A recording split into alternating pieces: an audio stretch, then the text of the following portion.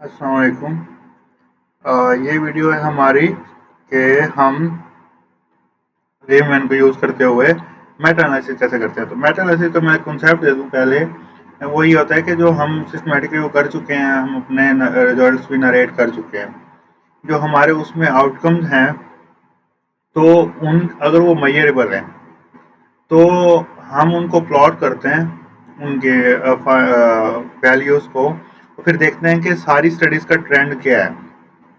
For example जो आगे मैं टॉपिक शुरू भी करूँगा, वो यही है ना कि हमारा जैसे इंट्राओकुलर प्रेशर है, वो सारी स्टडीज ही उसको डिक्रीज कर रही हैं, कोई एक आधी इंक्रीज भी कर रही है। तो ओवरऑल हम ना ट्रेंड देखते हैं सब स्टडीज का, उसको प्लॉट करके। ये मेन कॉन्सेप्ट है मेटा का। तो मैं टॉपिक से ही आपको बताता हूँ। हमारा टॉपिक है acupuncture on degenerative ocular diseases. वो ग्लोकोमा, एज-रिलेटेड और ओपिक एट्रोफी और रेटिनाइटिस पिगमेंटोसा, यही चार डिजीज है हमारी। ये हमारी इंटरवेंशन है। तो जो हमारे आउटकम्स हैं, जो हमने मेजर किए हैं, ये तो सारा सिस्टमेटिक रिव्यू हो गया ना। जो आउटकम्स हैं ना, जो मेजर किए हैं हमने, वो ये हैं। तो वो ये हैं कि विजुअल एक्यूटी और ये, तो ये हमें पता कैसे चलेंगे कि ये वाले आउटकम हमने मेजर करने हैं। असल में ये आउटकम्स पहले ही मेजर्ड हुए होंगे हमारी, जो हमने स्टडीज इंक्लूड की हैं। जैसे अभी इन्होंने बेस्ट प्रैक्टिस विजुअल एक्यूटी को मेजर किया हुआ है। अब इन्होंने और भी तो चीज मेजर की हुई हैं, हम उनको क्यों नहीं ले रहे? क्योंकि और बाकियों ने किया हुआ है, जो सब ने की हुई होंगी ना। सब ने नहीं, मोस्टली 3-4 स्टडीज ने तो कम से कम किया होगा ना, जिसको मेजर किया हो, कम से कम 3 ने। तो हम उसका मेटा प्लॉट करते होते हैं। तो अब जो बेस्ट एक्टिव विजुअल एक्टिविटी है ना, ये काफ़ी हम ये सारी स्टडीज देखते हैं, उनके रिजल्ट्स देखते हैं।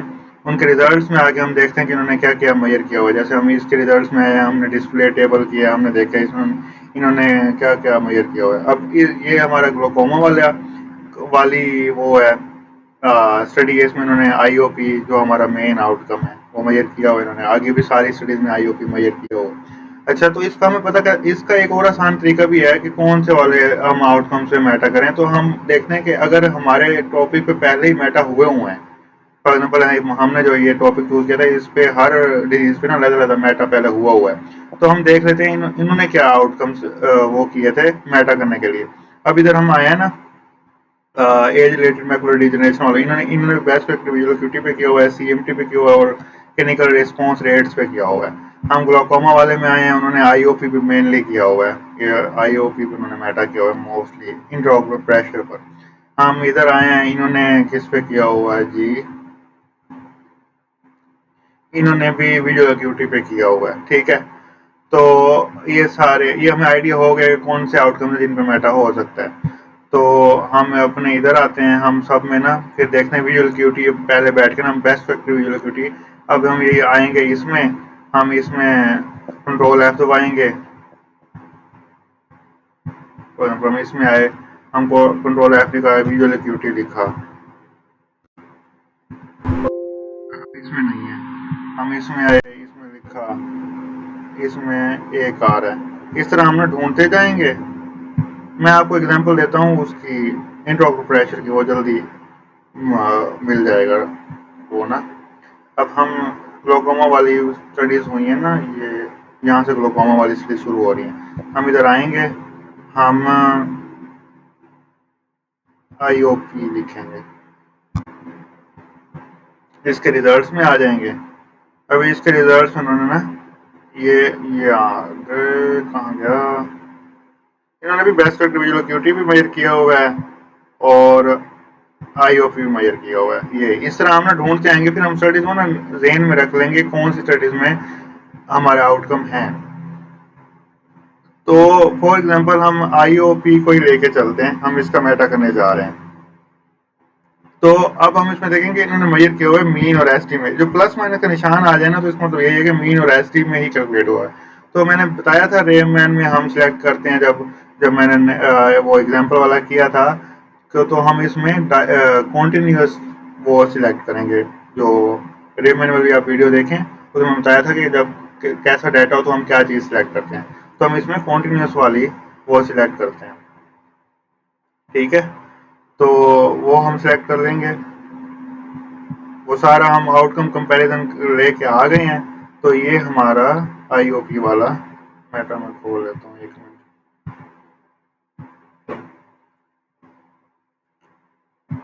ये तो ये मीन और एसडी। अब हमें ना जो आईओपी है वो एक तो मिल रहा है कि बिफोर ट्रीटमेंट और आफ्टर ट्रीटमेंट, और एक हमें मिल रहा है असल में ये करना होता है या तो आप बिफोर ट्रीटमेंट और आफ्टर ट्रीटमेंट कर रहे हैं, या हम एक्सपेरिमेंटल और कंट्रोल ग्रुप। अब इसमें कंट्रोल ग्रुप का भी बिफोर आफ्टर है, एक्यूपंक्चर का भी बिफोर आफ्टर है। तो हम पहले जो स्टडीज है ना उसमें हम ये लेते आएंगे कि हम इसका जैसे हमारी पिछली स्टडी था उनमें सिर्फ बिफोर आफ्टर वाला था। अब ये आईओपी की स्टडी है ना, इसमें हम देखते हैं आईओपी किधर गया। अब ये बिफोर आफ्टर की ट्रीटमेंट है कि इंटरवेंशन से पहले इंटरवेंशन के बाद, ये यहाँ होगा। तो इंटरवेंशन से पहले जी इसकी बेस लाइन ये था। अब इसमें भी देखो ये कंट्रोल ग्रुप है, इसका शाम ग्रुप है, ये एक्सपेरिमेंटल ग्रुप एक्यूपंक्चर ग्रुप ये हमारा ग्रुप है। तो हम पहले कर लेते हैं मेटा बेस लाइन, ये बेस लाइन है, और ये हमारा इंटरवेंशन के बाद का आउटकम है एक्यूपंक्चर ग्रुप में ही। इस तरह मेटा कर सकते हैं जैसे मैंने यहाँ किया होगा, ठीक है। या फिर हम यूं कर सकते हैं कि हम कंट्रोल को, कंट्रोल की फाइनल को, और हमारे एक्सपेरिमेंटल ग्रुप के फाइनल को, इनको वो करें, कंपेयर करो। ये दो तरह से हम ऐसा कर सकते हैं। जो यूजुअल स्टैंडर्ड है वो यही है कि आप कंट्रोल को, कंट्रोल की फाइनल रीडिंग को और अपने एक्सपेरिमेंटल की फाइनल रीडिंग को कंपेयर करें। वो मैं आपको बताता भी यही हूँ। तो अब ये हमारे पास स्टडी है जी चैन। हम यहाँ आए, हमने यहाँ से ऐड स्टडी की, ये चैन आ गई, यहाँ से हमने ऐड स्टडी की ना, तो यहाँ से ये चैन हमारे पास आ गई। हम एक्यूपंक्चर ग्रुप में हमारे पास वैल्यू क्या थी आईओपी की, किधर गई, ये मैंने ली यहाँ से, ये यहाँ से वैल्यू ली। असल में मैंने ना आखिरी जो ट्रीटमेंट है ना, फोर्थ ट्रीटमेंट की आई थिंक मैंने वैल्यूज दी हुई हैं, क्योंकि फोर्थ ट्रीटमेंट के बाद ही। हाँ ये भी अच्छा पॉइंट है कि आप ना ये ऐसे असल में आउटकम है कि ये ना, ये पहली दफा जब इंटरवेंशन किया फिर उन्होंने दोबारा उसको ट्रीट किया पेशेंट को, थर्ड टाइम ट्रीट किया, ये फोर्थ टाइम ट्रीट किया। फोर्थ टाइम ट्रीट करके ना, तो ये हमारे कंट्रोल ग्रुप की वैल्यू आई 15.06, और यहाँ ये मैंने पुट किया हुआ है।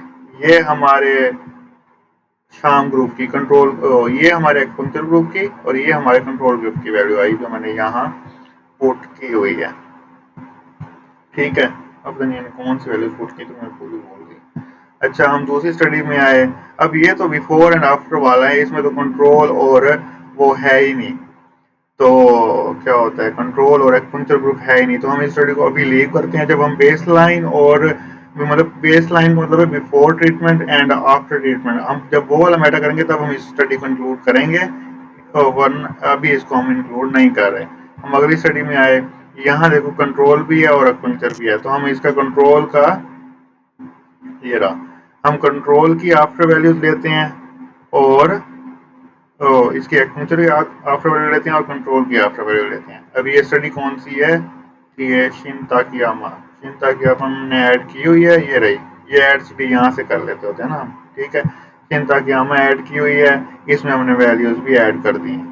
ये जो टोटल आप देख रहे होंगे कि टोटल में कौन सी वैल्यू ऐड करनी है, तो वो टोटल में आपने करनी है कि इन्होंने टोटल बंदे कितने लिए हैं वो यहाँ आपको मेथडोलॉजी में मिल जाएगा। मेथडोलॉजी में मिल जाता है, इवन उधर टेबल के साथ भी लिखा होता है, इन्होंने नहीं लिखा हुआ, मैं आगे बताता हूँ। इधर वैसे अक्सर ना यहाँ लिखी होती है वैल्यू, वरना इनके 11 लोग ही हैं।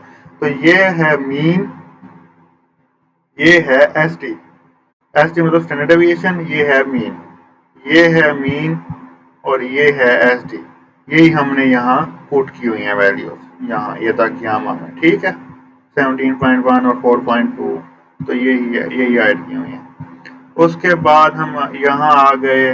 अब इसका कंट्रोल ग्रुप तो नहीं है, इसका भी वही बेस बिफोर और आफ्टर वाला ही, अभी हम नहीं डालेंगे। इधर आए, इसका तो है ही नहीं मेरे ख्याल से। इधर आए, इनमें देखा हमने, इधर भी इंट्राग्रुप प्रेशर। हाँ, अब इधर देखो ना, इन्होंने ये देखो वैल्यू बताई है, 10 बंदे इन्होंने लिए हैं, 9 बंदे लिए हैं। अब ये स्टडी का नाम क्या है? ल्यूफी। ये हमने ल्यू ऐड कर ली, ल्यू 2013 वाली ये ऐड कर ली। उसके बाद हम आए इधर, ये सबसे अच्छी स्टडी यही बनती है। तो इधर हमने आफ्टर 3 मंथ्स ट्रीटमेंट वाला मतलब एक्यूपंक्चर वाला ऐड किया, 2.16 हमारी मीन हो गई, 06 ये 2.21.06 ये मीन, ये 2.76 SD ये हमने डाल दी। उसके बाद हम कंट्रोल पे आए, कंट्रोल की जो आफ्टर ट्रीटमेंट है 23.03 3.53 ये भी हमने इधर डाल दी, 23.03 मीन में 3.53।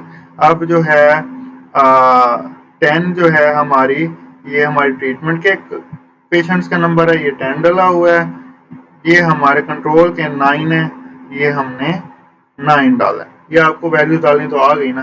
तो मेन है आपने वेरिएबल चूज करना है, फिर उसकी वैल्यूज जो मिलती जाएंगी ना वो आपने डालते जाना है, ठीक है।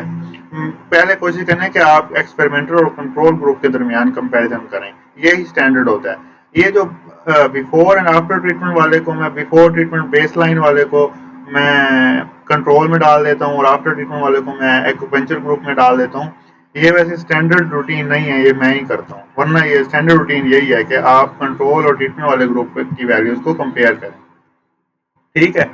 अब मैं आपको वो वाला मैटर वैसे दिखा ही दूं एज एग्जांपल जो मैंने किया था बेस लाइन और इसको लेके, क्योंकि काफी स्टडीज थी जिनमें बेस लाइन और इसको भी लेके ना इन्होंने वो किया हुआ था।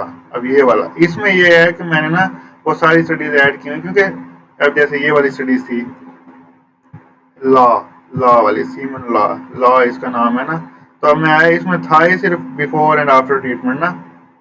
तो फिर मैंने बिफोर ट्रीटमेंट जो थी ना, ये मैंने डाली है कंट्रोल में। ये मैं आपको दिखाता हूँ, ये लॉ किधर गई ये 12.9 एंड 2 ये मैंने डाल दी कंट्रोल में, 12.7 एंड 2 ये मैंने डाल दी ट्रीटमेंट में, 12.7 एंड 2 ये, और 11 इसमें तो पेशेंट सेम ही रहेंगे को आप, क्योंकि बेस लाइन से पहले भी वही 11 बंदे थे बिफोर ट्रीटमेंट, और आफ्टर ट्रीटमेंट भी वही 11 बंदे ही थे, तो ये 11 तो ये इस तरह मैंने फिर विजुअल एक्यूटी का भी किया हुआ है। अब एक तो ये हो गया, ये डाइकोटोमस डाटा मीन और एसडी वाला डाटा है। अब एक और वेरिएबल हमारे पास है टोटल इफेक्टिव रेट। अब टोटल इफेक्टिव रेट जो है ना, अब ये हमारे पास वो वाला डाटा है जिसमें हमें, हमारे पास परसेंटेज है कंट्रोल और उसकी एक्सपेरिमेंटल ग्रुप की, मतलब एक्यूपंक्चर ग्रुप की, कंट्रोल ग्रुप की परसेंटेज है हमारे पास। मैं आपको दिखाता हूँ ये स्टडी कौन सी, जाओ एंड है, मैं आपको दिखाता हूँ जो एंड है कौन सी। जो हाँ ये, अब इन्होंने हमें दिया हुआ है जो टोटल इफेक्टिव रेट है ना, ये हमारे एक्यूपेंचर ग्रुप का ये 93%। इवन इन्होंने साथ नंबर भी दिया हुआ है 54 और 58, वही मैंने 54 और 58 डाला हुआ है। और कंट्रोल ग्रुप का भी दिया हुआ है ये 48 और 59, ठीक है। 39 और 59 ये ऐसे ऐसे आपने डालता है आगे, जियो एनजी है, ये सारी स्टडीज ना। अब ये सारी स्टडीज के ना मैंने ये टोटल इफेक्टिव रेट, आपने क्या करना है, स्टार्ट कहाँ से करना है, एज कंट्रोल एफ करना है, इफेक्टिव लिखेंगे ना रेट, तो ये आपको ना हर स्टडी में मिलते जाएंगे, और जिस जिस स्टडी में मिलेगा वो आपने स्टडी इंक्लूड कर देना है। अब इन सारी स्टडी में कहीं भी नहीं था, आगे जाके है स्टडी में कौन सी वाली में है,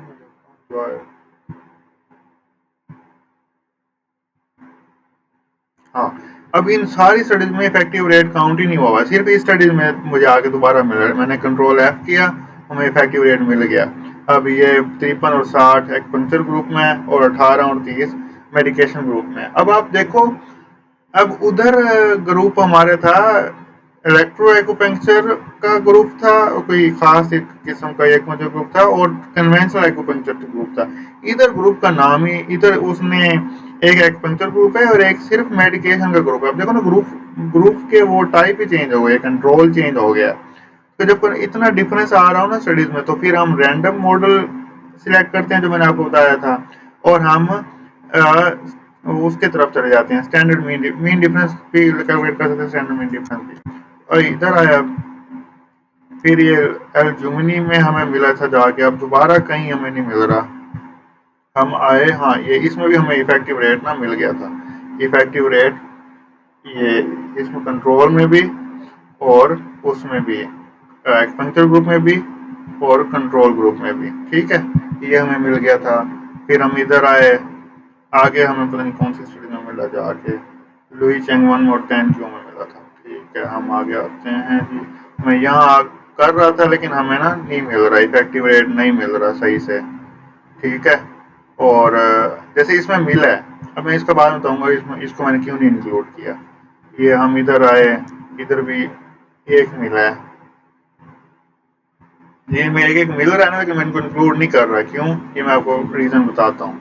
मैंने आके सिर्फ इसमें भी मिल रहा है हमें, लेकिन मैं इंक्लूड नहीं कर रहा, मैं बताता हूँ ये क्यों नहीं इंक्लूड कर रहा। अब मैं इसमें आया हूँ ना, इसमें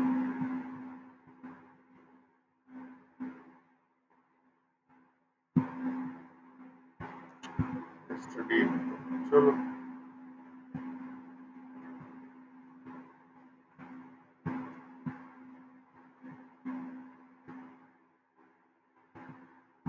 हाँ, इसमें इसमें एफिकेसी रेट और इसमें इफेक्टिव रेट आ नहीं रहा था, क्योंकि एफिकेसी रेट है इसमें, वही इफेक्टिव रेट और एफिकेसी रेट सेम है।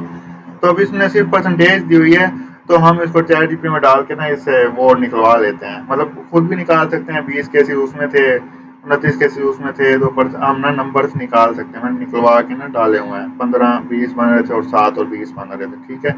इसने सिर्फ परसेंटेजेस दी हुई थी, 75% और 35% ना, इसके नंबर हमने खुद कैलकुलेट करके या चैट जीपीटी करवा के, यही वाला ये डाल के, तो हम ना ये नंबर डाल देते हैं अंदर, ठीक है।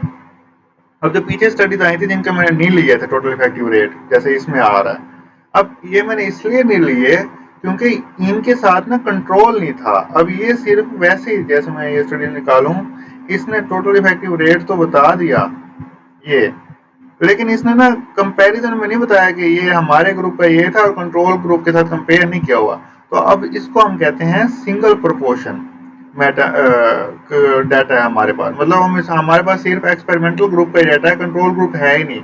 तो ये मेटा रेव रेव मैन से नहीं होता, ये फिर हम करते हैं अलहदा। एक हमारे पास टूल है आर बायोस्टैटिक्स, आर बायोस्टैटिक्स.com, यहाँ आएंगे हम,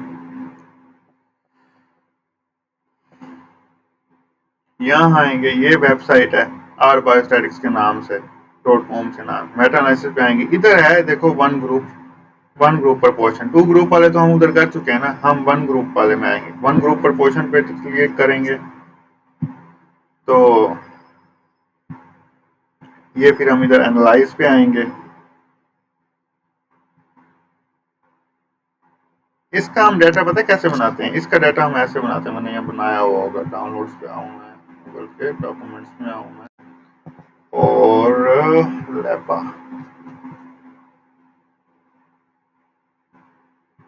अब ये 3 स्टडीज के जो थे ना डाटा वो ऐसे थे। अब उसके मैंने सिंगल ही, हमने स्टडी इवेंट्स टोटल लिख के, ये उनके इवेंट्स कितने थे और टोटल कितने थे, हमने परसेंटेजेस से ना कैलकुलेट कर लेना कि टोटल कितने थे, इवेंट्स कितने थे, परसेंटेज से कैलकुलेट कर लिया। तो फिर हम ये जो हमने आर बायोस्टैटिक खोल लिया, इधर एक्सेल पे आएंगे, इधर ब्राउज पे आएंगे, हम इधर डॉक्यूमेंट्स पे आएंगे, इधर हमारी कौन सी थी लेपा, ये खोलेंगे, ओपन करेंगे, ये आ गया। ये अब अक्सर ना ये वो देने लग जाता है, ये अभी एरर देने लग जाएगा जब स्टडीज बिल्कुल ठीक होना, फिर नहीं नहीं होना, फिर ये, तो हमें यहाँ से ये सिलेक्ट करना है, इधर आएंगे, अभी तो ये एरर देगा। तो मैं ना आपको सही वाली स्टडीज करके दिखाता हूँ। हाँ ये वाली आर बायोस्टैटिक्स, हाँ ये, उसमें ना असल में पता नहीं कोई फॉर्मेट का मसला था, तो इसलिए हो नहीं रही थी वो। आपने सिंपल ये स्टडी का नाम लिखने हैं, इवेंट्स लिखने हैं, टोटल लिखने हैं, इसको आके ना आपने इधर ब्राउजर में अपलोड करना है, और बायोस्टैटिक्स के नाम से, ये आ गए।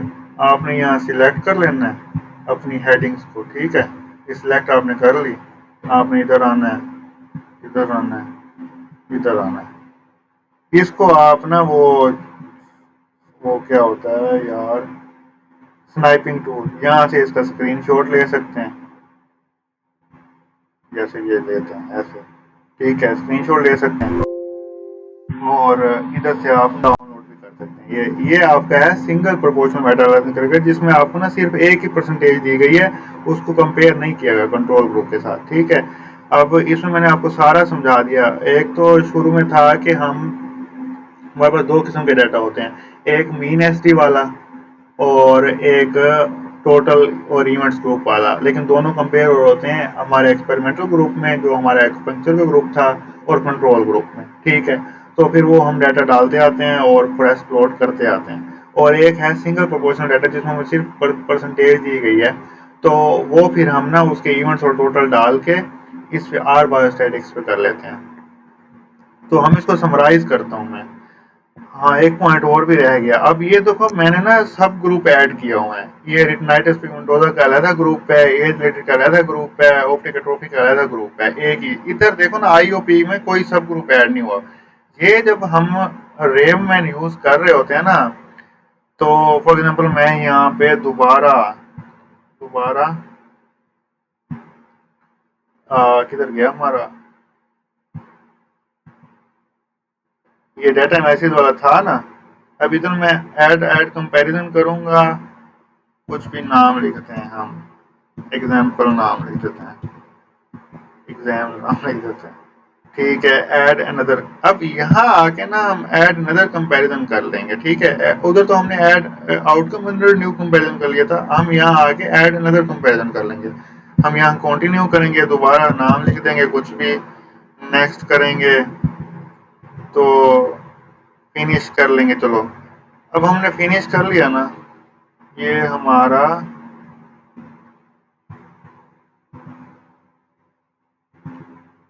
ऐड ही नहीं हुआ यार।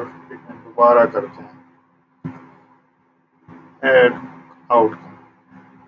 अच्छा, ये ऐड आउटकम मैं इसमें कर रहा हूँ। फॉर एग्जाम्पल हमारा ये टोटल नंबर ऑफ इवेंट्स वाला डाटा, ये मीन और एसटी वाला डाटा हो, ये डाइकोटोमस वाला कोई भी डाटा हो। हम नेक्स्ट पे आएंगे, वो सारा बैक जो मैंने आपको रेव मैन की वीडियो में बताया हुआ है नाम, सारा कर लेंगे कर लेंगे कर लेंगे, यहाँ आ जाएंगे आ जाएंगे। यहाँ तक जब हम पहुंचेंगे ना, वो अब यहाँ हम एड अ सब ग्रुप करेंगे, एड अ सब ग्रुप फॉर न्यू डेटा। अब मुझे लगता है ये मतलब दरमियान में वो पीछे चला गया, तो आपको समझ नहीं आएगा, मैं दोबारा करता हूँ, ठीक है। फिनिश करके ना हम दोबारा करते हैं। हम यहाँ आए, ऐड कंपैरिजन किया, न्यू एग्जाम उसका हमने नाम रखा, एग्जाम जो भी नाम रख दिया। आगे आए, उसके बाद हम उसके बाद यहाँ हमने ऐड ऐड अनदर कंपैरिजन नहीं करना है, यहाँ मैं भूल गया था। ऐड अनदर कंपैरिजन यहाँ नहीं करना है, हमने यहाँ कंटिन्यू कर देना है।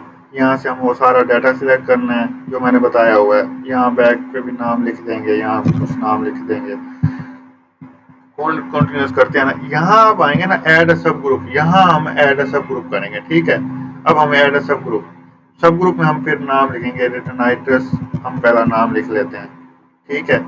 नेक्स्ट करेंगे, फिर दोबारा हम जैसे मैंने 3 ऐड किए हुए थे, फिर हम ग्लोकोमा नाम लिख देंगे। ओहो, कंटिन्यू ऐड अनदर, ग्लोकोमा नाम लिख देंगे।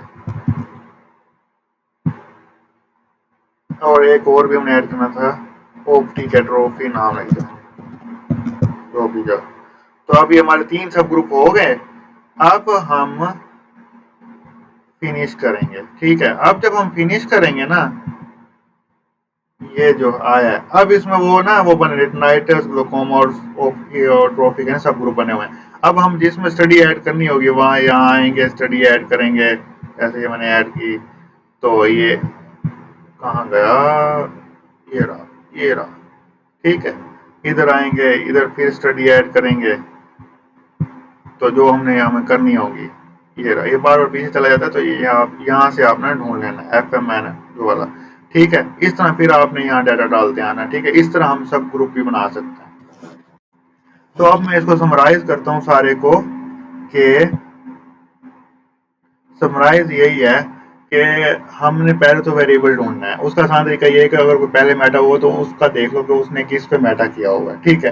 परंतु हमारे पास इंट्रोकुलर प्रेशर आ गया। हम इंट्रोकुलर प्रेशर देखना है कितनी स्टडीज ने मेजर किया हुआ है, ठीक है। फिर हमने ये भी देख लेना है कि वो मीन एस डी में मेजर हुआ है या टोटल और इवेंट्स में मेजर हुआ है। इसमें इंट्रोकुलर प्रेशर मीन एस डी में मेजर हुआ था, ठीक है। वो फिर हम आगे के फिर हम सब में स्टडी में ये भी देख लेंगे कि उन्होंने कंट्रोल और एक्सपेरिमेंटल ग्रुप के साथ कंपेयर किया हुआ है या बेस लाइन बिफोर और आफ्टर ट्रीटमेंट या बेस लाइन और आफ्टर ट्रीटमेंट किया हुआ है। ये भी हम सारी स्टडीज में ना देख लेंगे उन्होंने क्या किया हुआ है। अब इसमें ना कुछ स्टडीज ने बिफोर एंड आफ्टर ट्रीटमेंट किया हुआ था, कुछ ने कंट्रोल और एक्सपेरिमेंटल के साथ कंपेयर किया होता है। जो स्टैंडर्ड चीज़ है वो यही है कि आप कंट्रोल और एक्सपेरिमेंटल ग्रुप का जो कंपैरिजन है ना उसको कंपेयर करो। तो आप फिर वही मीन और एसटी डालते जाते हो और आराम से फोरेस्ट प्लॉट आ जाता है। वो मैंने आपको बताया हुआ कैसे उसको सेव करना है।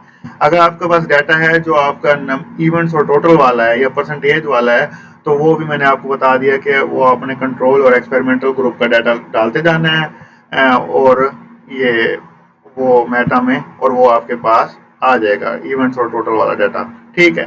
वो आपने यहाँ से सेव कर लेना है फॉरेस्ट प्लॉट, ठीक है।